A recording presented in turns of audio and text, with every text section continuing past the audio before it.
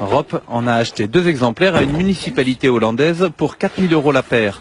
Il est informaticien et convaincu que le vote électronique est une menace pour la démocratie. Il a donc décidé de montrer que le système est piratable. There we go. That's the machine.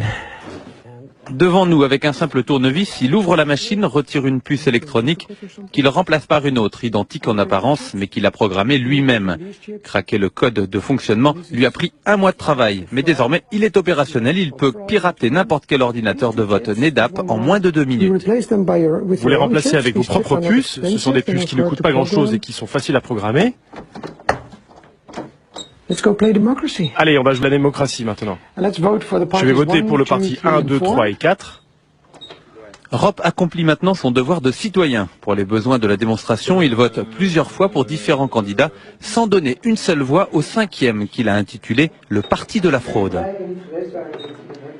Là, je clôture l'élection en appuyant sur ce bouton et en tournant cette clé. De l'autre côté de la machine, il y a une imprimante. Elle permet de sortir les résultats officiels. Normalement, c'est beaucoup plus long car il y a beaucoup plus de votants. Et voilà le document officiel. À partir de ce document officiel, il procède rapidement au dépouillement du scrutin.